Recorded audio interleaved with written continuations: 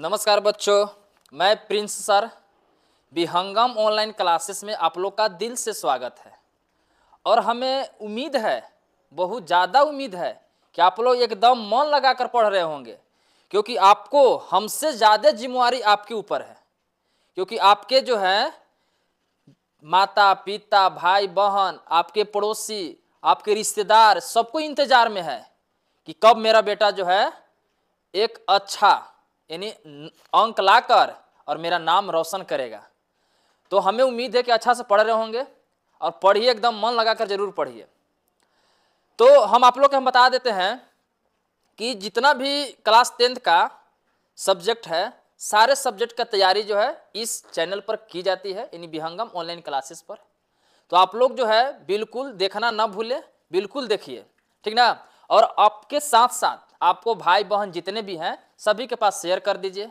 और इसका जितना भी PDF है आप लोग के टेलीग्राम पर चल जाएगा। देखिए कि आप लोग के हम SST पढ़ा रहे हैं। SST में हम हिस्ट्री स्टार्ट किए थे, यानी इतिहास। और इतिहास में आप लोग को एक लेसन पढ़ा दिए हैं। अगर उस एक लेसन नहीं देखे होंगे तो आप बिल्कुल देखिए, और प्ले लिस्ट में होगा, आप सारा उस वीडियो के देखिए, बिल्कुल समझ में आएगा। अगर नहीं समझ में आएगा तो आप उसमें कमेंट कीजिएगा। और आज हम जो है भूगोल स्टार्ट कर रहे हैं, जियोग्राफी। और जियोग्राफी जो है आपको अगर NCERT के अनुसार चलिएगा तो उसमें अलग लेसन हो जाता है। अलग लेसन कहने का मतलब है कि 5 गो लेसन, और भारतीय भवन के अनुसार चलिएगा तो 10 गो लेसन है। तो आप ही बताइए कि हम किसके अनुसार बताएं, बताइए। यानी NCERT के जो चैप्टर दिया उसके हिसाब से बताया कि भारतीय भवन दिया उसमें बताएं।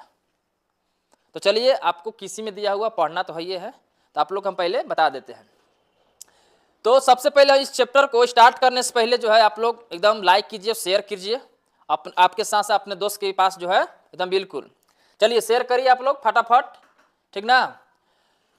अब हम जो है जियोग्राफी स्टार्ट कर रहे हैं एक लेसन से। एक लेसन से हम स्टार्ट कर रहे हैं जियोग्राफी, जिसका नाम है प्राकृतिक संसाधन। तो हम इस चैप्टर को स्टार्ट करने से पहले आपसे हम एक चीज पूछना चाहते हैं। देखिए भूगोल, बताइए पहले भूगोल किसे कहते हैं। तो भूगोल में देखिए 2 शब्द छुपा हुआ है, एक है भू और एक है गोल। तो भू मतलब होता है पृथ्वी, और गोल मतलब जानबे करते हैं गोलाकार, गोलाकार। यानी पृथ्वी जो है गोल है, और उसके बारे में जो हम अध्ययन करते हैं उसी को भूगोल कहते हैं। यानी पृथ्वी के बारे में जब अध्ययन करते हैं उसे हम भूगोल कहते हैं। इसका परिभाषा को समझिएगा।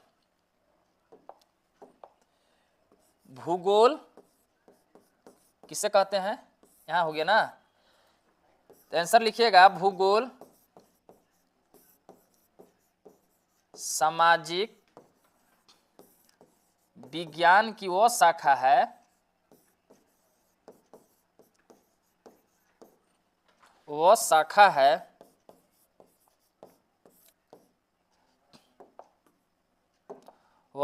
है जिसके अंतर्गत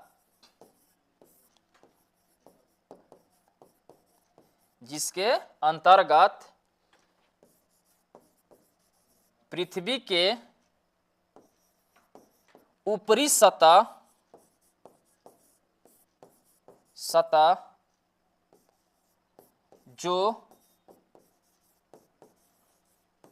जो प्राकृतिक विभाग का हो,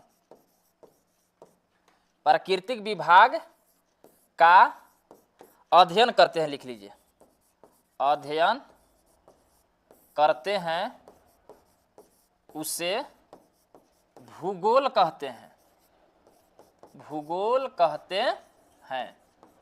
बात समझें। यानी भूगोल किसे कहते हैं, इसको हम तोड़े। भू मतलब होता है पृथ्वी, और गोल मतलब गोलाकार। यानी पृथ्वी गोल है और उसके बारे में हम अध्ययन करते हैं, उससे भूगोल कहते हैं। ये हो गया एक लाइन में। अगर हम किताबी भाषा से समझें तो भूगोल जो है सामाजिक विज्ञान की वो शाखा है जिसके अंतर्गत पृथ्वी की ऊपरी सतह, जो पृथ्वी की ऊपरी सतह है, और जो प्रकृति का स्वरूप है, जो प्रकृति का विभाग है, उसके बारे में अध्ययन करते हैं, उसी को भूगोल कहते हैं। जैसे में हो गया मिट्टी, है ना। जैसे एग्जाम्पल हो गया मिट्टी हो गया, मिट्टी, पहाड़, पर्वत, इस सब के बारे में अगर हम अध्ययन करेंगे, इस सब प्राकृतिक है, इसके बारे में अध्ययन करेंगे, उसी को हम लोग क्या कहते हैं, तो भूगोल कहते हैं। और भूगोल के इंग्लिश में क्या बोलते हैं, तो जियोग्राफी बोलते हैं, राफी यानी जियोग्राफी बोलते हैं। अब यहां समझिएगा, अगर जियोग्राफी को हम लोग भी तोड़ेंगे तो जी यानी जियो, तो जियो मतलब क्या, पृथ्वी, और ग्राफी मतलब क्या होता है, वर्णन करना, वर्णन करना, यानी पृथ्वी को वर्णन करना ही क्या कहलाएगा, जियोग्राफी कहलाएगा। तो आप तो समझ गए होंगे। आप लोग जो है भूगोल स्टार्ट कर रहे हैं तो सबसे पहले तो ये जानने पड़ेगा कि भूगोल किसे कहते हैं। तो भू प्लस गोल, यानी भू मतलब भूमि या पृथ्वी, और गोल मतलब गोलाकार, यानी पृथ्वी गोल है, अगर उसके बारे में हम लोग अध्ययन करते हैं तो भूगोल में अध्ययन करते हैं, उसे भूगोल कहते हैं। अच्छा, अगर जियोग्राफी लिखते हैं तो जियो प्लस ग्राफी, तो जियो मतलब पृथ्वी और ग्राफ मतलब क्या होता है, ग्राफी मतलब वर्णन करना, यानी पृथ्वी के बारे में वर्णन करना ही क्या कहलाता है, जियोग्राफी कहलाता है। अगर हम परिभाषा समझते हैं तो भूगोल सामाजिक विज्ञान की वो शाखा है जिसके अंतर्गत पृथ्वी की ऊपरी सतह जो प्राकृतिक विभागों का अध्ययन करते हैं उसे भूगोल कहते हैं, उसी को हम लोग भूगोल कहते हैं, जियोग्राफी कहते हैं। और भूगोल का जनक किसे माना जाता है, तो हिरेटोस्थनीज को जनक माना जाता है ना, हिरेटोस्थनीज को इसका क्या माना जाता है, जनक माना जाता है भूगोल का, हिरेटोस्थनीज जनक है। तो ये आपका भूगोल हो गया। अब आगे हम बताएंगे कि आप लोग के भूगोल में पढ़ना क्या है, तो एक लेसन पढ़ना है। एक लेसन में क्या पढ़ना है, तो संसाधन के बारे में पढ़ना है, संसाधन। एकदम बात को बढ़िया समझिएगा, और नहीं तो नहीं समझ में आएगा। आपको हम लिख के दे रहे हैं कि नहीं समझिएगा तो नहीं समझ में आएगा। तो एक लेसन में आप लोग के संसाधन पढ़ना है। तो पहले समझिए कि आखिर संसाधन हम पढ़ा रहे हैं तो संसाधन कहते किसको हैं, संसाधन किससे कहते हैं। तो देखिए, अगर आप जीवन में जो चीज को आप लोग उपयोग कर रहे हैं आवश्यकता के अनुसार, जो चीज को उपयोग कर रहे हैं, किसी भी वस्तु को उपयोग कर रहे हैं आवश्यकता के अनुसार, उस सब वस्तु संसाधन कहलाएगा। यानी परिभाषा समझिए, मानव अपनी आवश्यकता के अनुसार जिस वस्तु का उपयोग करता है उसे संसाधन कहते हैं।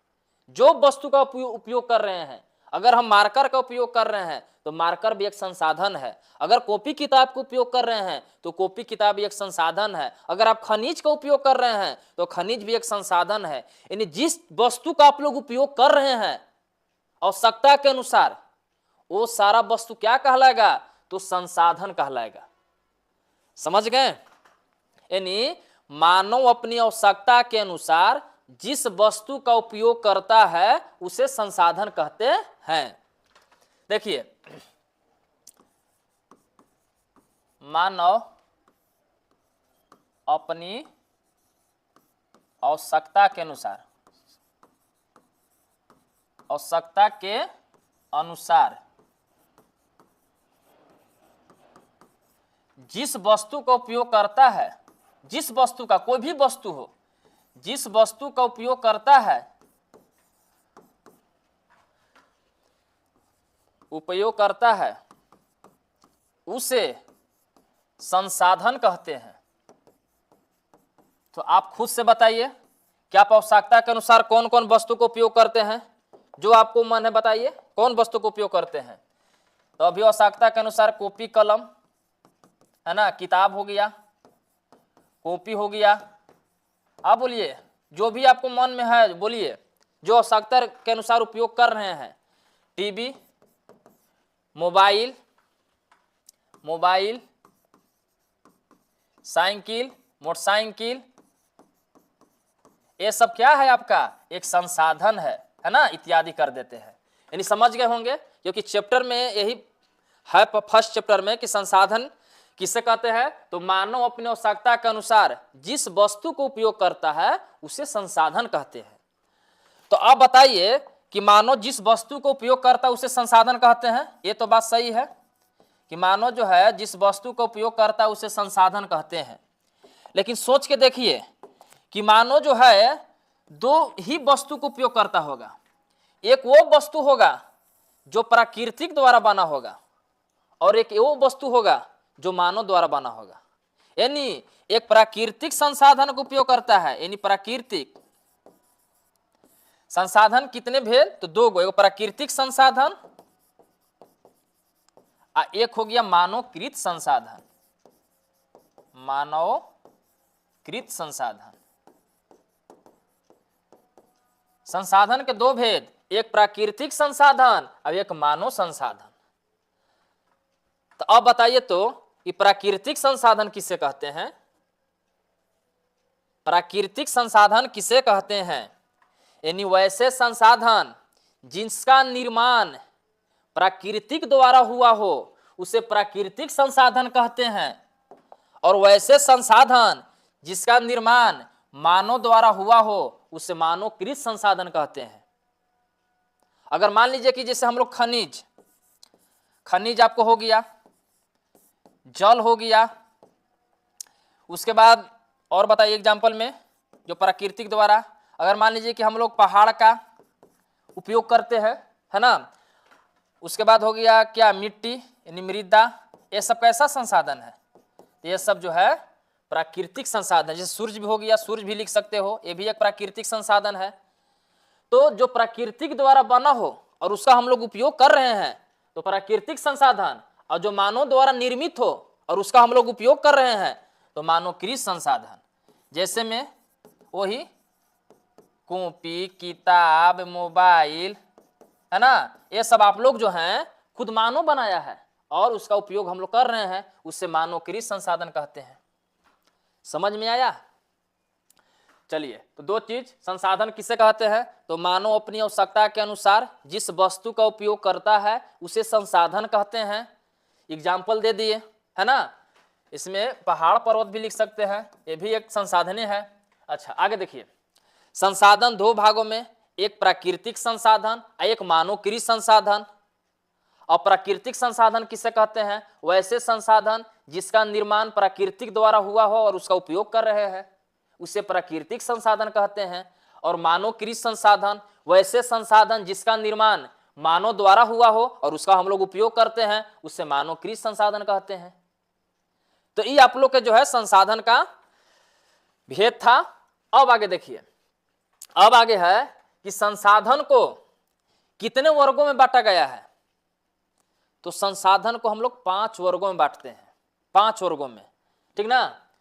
अभी 5 वर्गों से पहले जो है एक बता रहे हैं कि संसाधन के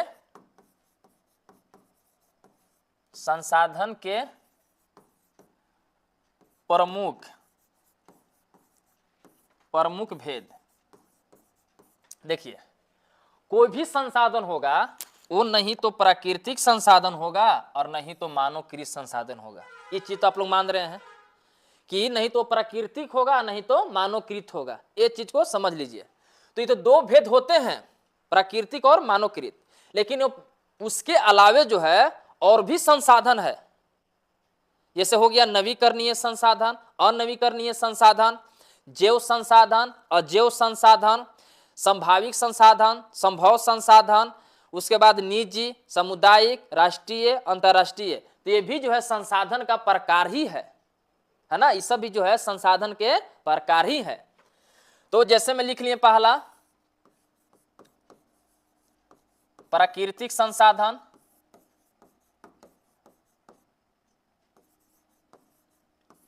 दूसरा हो गया मानवकृत संसाधन, मानवकृत संसाधन। अब आगे देखिए, तीसरा हो गया नवीकरणीय संसाधन, नवीकरणीय संसाधन। चौथा हो गया अनवीकरणीय संसाधन, अनवीकरणीय संसाधन। उसके बाद पांचवा हो गया जैव संसाधन, छठा हो गया अजैव संसाधन, अजैव संसाधन। उसके बाद आगे देखिए छठा हो गया, सातवां लिखिए। सातवां है निजी संसाधन, ये भी एक संसाधन है। आठवां हो गया सामुदायिक संसाधन, सामुदायिक संसाधन।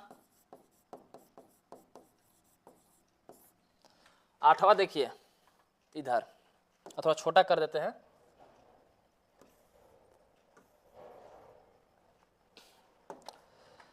सातवां आठवां नवां देखिए, राष्ट्रीय संसाधन, राष्ट्रीय संसाधन। एक हो गया अंतर्राष्ट्रीय संसाधन, अंतर्राष्ट्रीय संसाधन, संसाधन। उसके बाद अगर और है, अगर 11 का है तो संभावित संसाधन, उसके बाद है ज्ञात संसाधन, भंडारी संसाधन, ये 2-3 गो और है। तो ये जो है संसाधन का ही प्रकार है ना। अब आगे देखिए, पारा पारी हम सबके परिभाषा आप लोग के बताते हैं। जैसे में प्राकृतिक संसाधन के बता दिए, वैसे संसाधन जिसका निर्माण प्राकृतिक द्वारा हुआ हो और उसका उपयोग करते हैं, उससे प्राकृतिक संसाधन कहते हैं। और इसका उल्टा ये हो गया, वैसे संसाधन जिसका निर्माण मानव द्वारा हुआ हो और उसका उपयोग करते हैं, उससे मानवकृत संसाधन कहते हैं। एग्जाम्पल दोनों के बता दिए थे। उसके बाद है नवीकरणीय संसाधन, वैसे संसाधन जिसका एक बार उपयोग करने के बाद पुनः उससे उपयोग किया जा सकता है। मतलब कि कुछ ऐसा भी संसाधन होता है जिसका एक बार उपयोग किए फिर उसको उपयोग किया जा सकता है, तो उसको बोलते हैं नवीकरणीय संसाधन। जैसे में जल, पवन ऊर्जा, पवन ऊर्जा हो गया। उसके बाद हो गया सूर्य, सूर्य को एक बार उपयोग करो फिर उसको उपयोग कर सकता है ना। सौर ऊर्जा हो जाएगा, सौर ऊर्जा। तो ये सब ऐसा संसाधन है जिसको एक बार उपयोग करो अब फिर उसको पुनः उसको उपयोग किया जा सकता है, उसे नवीकरणीय संसाधन कहते हैं। एक है अनवीकरणीय संसाधन, इसका उल्टा, वैसे संसाधन जिसका एक बार उपयोग करने के बाद पुनः उससे प्राप्त नहीं किया जा सकता, यानी दोबारा उसको उपयोग नहीं किया जा सकता है, उसको बोलते हैं अनवीकरणीय संसाधन। जैसे में हो गया कोयला, पेट्रोल, प्राकृतिक गैस, ये सब कैसा संसाधन है? ये सब इस एक बार उपयोग करिए बिन खत्म हो जाएगा। जैसे कोई वस्तु जल गया, ये भी एक क्या है? अनवीकरणीय है, एक बार उपयोग हुआ फिर उसको दोबारा उपयोग नहीं किया जा सकता है। तो वैसे संसाधन जिसका एक बार उपयोग करने के बाद पुनः उपयोग नहीं करते हैं, उससे अनवीकरणीय संसाधन कहते हैं। और जिसका पुनः उपयोग करेंगे उससे नवीकरणीय संसाधन कहेंगे। उसके बाद है जैव संसाधन, वैसे संसाधन जिसका हम उपयोग करते हैं जो जैव मंडल में उपस्थित रहते हैं। जैव मंडल में उपस्थित जितना भी सजीव प्राणी के समूह को ही हम लोग क्या कहते हैं? जैव संसाधन कहते हैं। यानी जीव मंडल में उपस्थित जीव प्राणी को हम जैव मंडल कहते हैं, और निर्जीव वस्तुओं के समूह से जो बना हुआ हो उसको हम अजैव संसाधन कहते हैं। बात समझ रहे हैं? जैसे में क्या हो जाएगा? जैसे में मनुष्य हो जाएगा, इस सजीव प्राणी है, सजीव के मिलने से बना है। पशु हो जाएगा, ये सब सजीव है। जबकि निर्जीव वस्तुओं के समूह से जो बना है उसे अजैव कहेंगे। जैसे में खनिज हो गया, ये सब क्या है? अजैव संसाधन है। आगे देखिए, निजी संसाधन, यानी वैसे संसाधन जिस पर अपना अधिकार हो, यानी स्वामित्व के अधिकार हो, अपना अधिकार हो, उसे निजी संसाधन कहते हैं या व्यक्तिगत संसाधन कहते हैं। व्यक्तिगत संसाधन कहते हैं। यानी वैसे संसाधन जिस पर अपना अधिकार हो, निजी मतलब होता है अपना अधिकार हो, उससे निजी संसाधन कहते हैं। जैसे आपका मोबाइल है तो मोबाइल, आपका साइकिल है तो साइकिल, आपका जो है जिस पर आपका ही अधिकार है उसे कौन सा संसाधन कहेंगे? तो निजी संसाधन कहेंगे। तो मोबाइल हो गया, लैपटॉप है तो लैपटॉप हो जाएगा, कॉपी है तो कॉपी हो जाएगा, टीवी हो जाएगा। ये सब कैसा संसाधन है? तो निजी संसाधन है। लेकिन वैसे संसाधन जिस पर पूरे समुदाय का अधिकार हो, यानी सभी का अधिकार हो, उसे सामुदायिक संसाधन कहते हैं। जैसे भवन, पंचायत भवन देखे हैं, उस पर सभी का अधिकार होता है। बाजार सभी का अधिकार है, बैंक सभी का अधिकार है, स्कूल सभी का अधिकार है। यानी वैसे संसाधन जिस पर सभी का अधिकार हो, यानी सामुदायिक का अधिकार हो, उसे सामुदायिक संसाधन कहते हैं। समूहों का अधिकार हो उसे सामुदायिक, और जिस पर अपना अधिकार हो उसे निजी संसाधन, और जिस संसाधन पर सभी का अधिकार हो उसे सामुदायिक संसाधन। तो समझ में तो आ गया होगा। अब आगे देखिए, राष्ट्रीय संसाधन यानी वैसे संसाधन, एग्जाम्पल आप लोग आगे हम बताएंगे, दोनों के एग्जाम्पल बताएंगे। इसे तो परिभाषा समझिए गए होंगे, अपना अधिकार हो जिस संसाधन पर उसे निजी संसाधन, और जिस संसाधन पर सभी का अधिकार हो उसे सामुदायिक संसाधन। अब देखिए, राष्ट्रीय संसाधन यानी वैसे संसाधन जो अपनी देश की सीमा के अंदर जितने भी संसाधन है, उस संसाधन को, जो अपनी देश के सीमा के अंदर जितने भी संसाधन है, उस संसाधन को राष्ट्रीय संसाधन कहेंगे। और अपने देश के सीमा के बाहर जितने भी संसाधन है, उसे अंतर्राष्ट्रीय संसाधन के अंतर्गत में रखते हैं। तो यह आप लोग के संसाधन का कुछ महत्वपूर्ण प्रकार है। अब बताइए, तो इसमें इतना बता, फिर भी अभी 2-3 और है व्यक्तिगत संभाविक संसाधन, ज्ञात संसाधन, भंडारी संसाधन, जो आप लोग के आगे हम बता रहे हैं। तो समझ में आ गया? चलिए एक बार और रिपीट कीजिए। संसाधन किसे कहते हैं? तो मानव अपनी आवश्यकता के अनुसार जिस वस्तु को उपयोग करता है उसे संसाधन कहते हैं। और संसाधन जब भी हो सकता है तो प्राकृतिक होगा, नहीं तो मानवकृत होगा। यानी 2 तरह के संसाधन, नहीं तो प्राकृतिक होगा, नहीं तो मानवकृत होगा। अगर प्राकृतिक द्वारा निर्मित है और उसको उपयोग कर रहे हैं तो प्राकृतिक संसाधन, और मानव द्वारा निर्मित है और उसका उपयोग कर रहे हैं तो मानवकृत संसाधन। और इसके अलावे भी संसाधन के प्रकार हैं, जैसे में नवीकरणीय संसाधन, वैसे संसाधन जिसका एक बार उपयोग करने के बाद पुनः प्राप्त नहीं करते हैं, करते हैं। वैसे संसाधन जिसका एक बार उपयोग करने के बाद पुनः प्राप्त करते हैं, और पुनः प्राप्त नहीं करते उसे अनवीकरणीय। आई सजीव प्राणियों के समूह से बना होता है, आई निर्जीव वस्तुओं के समूह से बना होता है। जिस संसाधन पर अपना अधिकार हो, निजी संसाधन, जिस संसाधन पर सामुदायिक यानी सभी का अधिकार हो, सामुदायिक संसाधन। और जो संसाधन अपनी देश की सीमा के अंदर हो वो अंतर्राष्ट्रीय संसाधन कहलाएगा, और जो अपने देश की सीमा के बाहर वाला संसाधन हो वो क्या कहलाएगा? अंतर्राष्ट्रीय संसाधन कहलाएगा। ये आप लोग के समझ में आ गया होगा। चलिए देख लीजिए, ये सब है। अब आगे देखिए, अब आप लोग के आइए चैप्टर पर चलिए। आइए यहाँ पर बता दिए कि संसाधन किसे कहते हैं। तो मानव अपनी आवश्यकता के अनुसार जिस वस्तु को उपयोग करता है उसे क्या कहते हैं? संसाधन कहते हैं। जिस वस्तु को उपयोग कर लीजिए, कोनो वस्तु को उपयोग कीजिए, क्या कहलाएगा? संसाधन कहलाएगा। संसाधन को निम्नलिखित वर्गों में बांटा गया है। पहला था उपलब्धता के आधार पर। उपलब्धता के आधार पर 2 गो, एक है प्राकृतिक संसाधन, एक है मानवकृत संसाधन। ये भी जो है संसाधन है तो बतेबे किए कि ना तो ऐसे संसाधन होगा इसमें, जो भी संसाधन इसमें होगा नहीं तो प्राकृतिक होगा ना तो मानवकृत होगा। यानी वैसे संसाधन जिसका निर्माण प्राकृतिक द्वारा हुआ हो उसे प्राकृतिक संसाधन, और वैसे संसाधन जिसका निर्माण मानव द्वारा हुआ हो उसे मानवकृत संसाधन। एग्जाम्पल भी दिया हुआ है। आगे देखिए, उत्पत्ति के आधार पर जैव और अजैव, ऐसे संसाधन जिस पर जिसकी प्राणी जैव मंडल से होती हो और जिसमें सजीव के सभी लक्षण मौजूद होता है उसे जैव संसाधन, और जिसमें निर्जीव वस्तुओं के समूह से बना हो उसे अजैव संसाधन।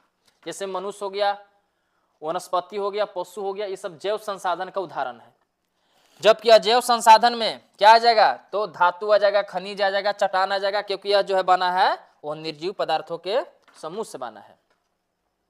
अब आगे देखिए, आगे है उपयोगिता के आधार पर संसाधन के 2 भाग, एक है नवीकरणीय और एक है अनवीकरणीय। एक बार उपयोग करने के बाद पुनः प्राप्त करते हैं उसे नवीकरणीय संसाधन, और वैसे संसाधन जो एक बार उपयोग करने के बाद पुनः प्राप्त नहीं करते हैं उसे अनवीकरणीय संसाधन कहते हैं। एग्जाम्पल सब भी दिया हुआ है। कोयला है, एक बार जलाइए फिर खत्म। पेट्रोल है, एक बार जलाइए खत्म, है ना। ये सब प्राकृतिक गैस है, एक बार जलाइए खत्म। आगे देखिए, स्वामित्व के आधार पर संसाधन को 4 भेद यानी 4 प्रकार। एक है व्यक्तिगत संसाधन, एक है सामुदायिक यानी व्यक्तिगत को हम लोग निजी भी बोलते हैं, दूसरा है सामुदायिक संसाधन, तीसरा है राष्ट्रीय संसाधन, और चौथा क्या है? अंतर्राष्ट्रीय संसाधन। अब यहां समझिए, वैसे संसाधन जिस पर अपना अधिकार हो उसे व्यक्तिगत या निजी संसाधन कहते हैं, जैसे मकान हो गया, मोबाइल हो गया, साइकिल हो गया, टीवी हो गया, ये सब। और वैसे संसाधन जिस पर समुदाय का अधिकार हो, यानी सभी का अधिकार हो, उसे हम बोलते हैं सामुदायिक संसाधन। जैसे एग्जाम्पल में मंदिर हो गया, मस्जिद हो गया, कोई भी जा सकते हैं, तालाब हो गया, ये सब सामुदायिक, चाहे सामुदायिक भवन हो गया, स्कूल हो गया, कॉलेज हो गया, ये सब क्या है, बाजार हो गया, ये सब सामुदायिक संसाधन जिस पर सभी का अधिकार हो। आगे है राष्ट्रीय संसाधन, वैसे संसाधन जो अपने देश की अंतर्गत, यानी देश की सीमा के अंतर्गत जितने भी संसाधन है वो राष्ट्रीय संसाधन कहलाएगा।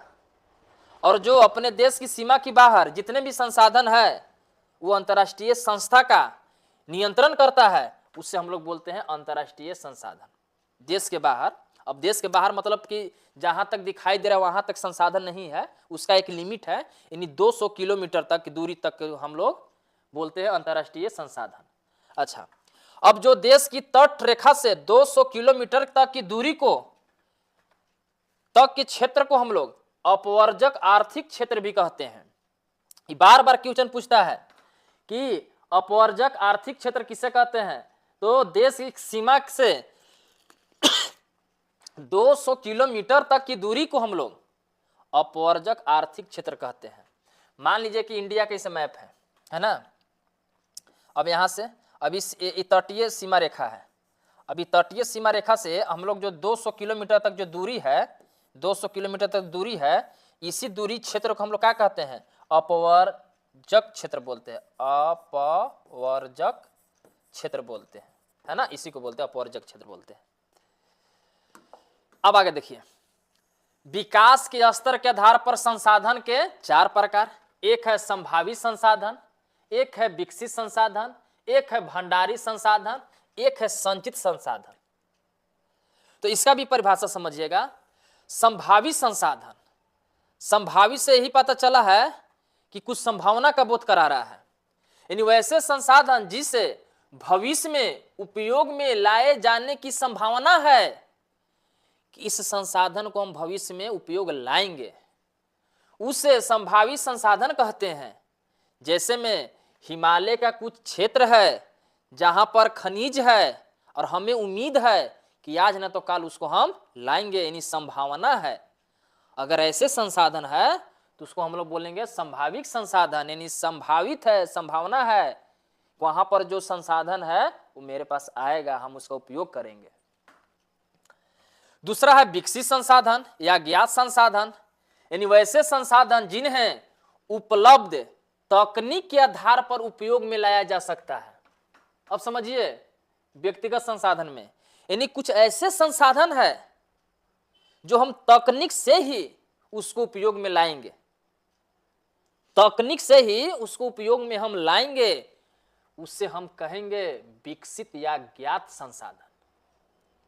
जैसे में झारखंड में भी बहुत सारा खनिज है जो हम लोग तकनीक से ही उसको उपयोग करेंगे, असम में भी है, उड़ीसा में भी है, बिहार में भी है, बहुत सारा ऐसा खनिज है जिसको हम तकनीक से ही उसको उपयोग करेंगे, इसको बोलते हैं विकसित या ज्ञात संसाधन। आगे है भंडार संसाधन। अब भंडारे से समझ गए होंगे कि हमको संसाधन को बचा के भी रखना है। जैसे वैसे संसाधन जिसका उपयोग तकनीक के अभाव में वर्तमान में उपयोग में नहीं लाया जा सकता है, उससे भंडार संसाधन कहा जाता है। यानी अभी तकनीक नहीं है, अभी शोध नहीं हुआ है, इसलिए उसको हम क्या कहेंगे, भंडारण संसाधन कहते हैं। अब देखिए, संचित कोष संसाधन, वैसे संसाधन जिन्हें उपलब्ध तकनीक के आधार पर प्रयोग में लाया जा सकता है, उसे संचित कोष संसाधन कहते हैं। तो ये आप लोग के जो है संसाधन के प्रकार था, जो इस प्रकार दिया हुआ है, तो आप लोग समझ गए होंगे। देखिए, एक प्राकृतिक संसाधन, एक मानवकृत संसाधन, जैव संसाधन, अजैव संसाधन, नवीकरणीय संसाधन, अनवीकरणीय संसाधन, निजी संसाधन, सामुदायिक संसाधन, राष्ट्रीय संसाधन, अंतर्राष्ट्रीय संसाधन, संभावित संसाधन, भंडार संसाधन, विकसित संसाधन और संचित संसाधन, ये आप लोग के जो है संसाधन था। अब आगे देखिए, अब इसी में बताया जा रहा है कि कुछ अंतर्राष्ट्रीय प्रयास किया गया है। संसाधन में कुछ अंतर्राष्ट्रीय प्रयास किया गया है। अंतर्राष्ट्रीय प्रयास सोच लीजिए क्या है अंतर्राष्ट्रीय प्रयास में। जैसे में पहले 2-3 गो है, इसको पहले समझ लेते हैं। संसाधन नियोजन किसे कहते हैं? तो संसाधन को विवेकापूर्ण उपयोग करना। विवेकापूर्ण मतलब कि बुद्धि से। और भाई बुद्धि से उपयोग नहीं करोगे तो तुमको ही केवल संसाधन को उपयोग करने से नहीं ना होगा, आपको बाल बच्चा को भी उपयोग करना है ना। तो नियोजन मतलब होता है प्लानिंग, यानी संसाधन को विवेकापूर्ण उपयोग करना संसाधन नियोजन कहलाता है। अब देखिए, अगर प्लानिंग से अगर हम संसाधन को उपयोग नहीं करेंगे तो हम सबों को मालूम है कि संसाधन सीमित है और आवश्यकता अनंत है। अब बताइए कि संसाधन सीमित है, आवश्यकता अनंत है, तो अब ऐसा थोड़े है कि यही पीढ़ी में हम सारा आवश्यकता पूरा कर ले, आने वाला भी भविष्य के लिए भी तो छोड़ना पड़ेगा। तो उसी को बोलते हैं संसाधन नियोजन, यानी संसाधन को विवेकापूर्ण उपयोग करना ही संसाधन नियोजन कहलाता है। आगे देखिए, आगे है संसाधन संरक्षण। संरक्षण मतलब बचाना होता है। अब हम संसाधन को हम कैसे उपयोग करें, बात वही है कि आने वाले समय के लिए, आने वाले बाल बच्चा के लिए, आने वाले मतलब जितने भी समय है आने वाले उसको लिए भी बच सके, संरक्षण करना जरूरी है, नहीं बचाना जरूरी है। तो संरक्षण मतलब होता है बचाना। भाई कैसे हम संसाधन को बचाएंगे? तो संसाधन का नियोजन एक विवेकापूर्ण उपयोग करना संसाधन संरक्षण कहलाता है। यानी संसाधन को नियोजन से, यानी प्लानिंग से, विवेकापूर्ण से उपयोग करिए, तबे संसाधन क्या होगा? बचेगा, और नहीं तो खत्म हो जाएगा संसाधन। आवश्यकता अनंत है, संसाधन सीमित है। आगे देखिए, देवे किया है ना। फिर आगे देखिए, आगे सतत विकास। अब सतत विकास क्या होता है? तो पर्यावरण को बिना क्षति पहुंचाए। अब ऐसा नहीं है कि संसाधन को हमको आवश्यकता अनुसार हम उपयोग कर रहे हैं संसाधन को, तब ऐसा नहीं है कि हमारे वायुमंडल में प्रदूषित हो जाए, पर्यावरण दूषित हो जाए, ऐसा नहीं। तो बोल रहा है सतत विकास में कि पर्यावरण को बिना क्षति पहुंचाए भविष्य की आवश्यकताओं को मद्देनजर रखते हुए वर्तमान के विकास को कायम रखना है। वर्तमान की विकास को कायम रखना है, भविष्य को नजर रखते हुए वर्तमान के विकास को कायम रखना है। ऐसी धारणा ही सतत विकास कहलाता है। यानी विकास कीजिए, लेकिन आने वाला समय को भी ध्यान में रखिए। चलिए, इतना समझ में आया? संसाधन नियोजन, संसाधन संरक्षण, सतत विकास। अब है डाकुओं की अर्थव्यवस्था। ये थोड़ा सा टॉपिक है, कभी कभी पूछ देता है। डाकुओं की अर्थव्यवस्था, मानव एवं तकनीकी शोषणात्मक दोहन प्रवृत्ति को डाकुओं की अर्थव्यवस्था कहते हैं। डाकुओं की अर्थव्यवस्था यानी मानव एवं तकनीक की जो शोषणात्मक दोहन होता है उसको बोलते हैं डाकुओं की अर्थव्यवस्था। यानी बहुत लोग देखते होंगे संसाधन को लूट ले जाते हैं, तो उसी को बोलते हैं डाकुओं की अर्थव्यवस्था। आगे देखिए, अब बाकी आगे जो है आगे बताएंगे। चलिए, आप लोग के जो है कल जो है ये आप लोग के खत्म हो जाएगा, ठीक ना। और उसके बाद ऑब्जेक्टिव जो आप लोग बोल रहे हैं ऑब्जेक्टिव लाने के लिए, तो ऑब्जेक्टिव आप लोग के जो है ना कल हम आप लोग के इसी चैप्टर में के करवा देंगे। थैंक यू, बहुत बहुत धन्यवाद। और आप लोग जो है इस विहंगम ऑनलाइन क्लासेस को लाइक शेयर जरूर कीजिएगा, अपने भाई को भी बताइएगा।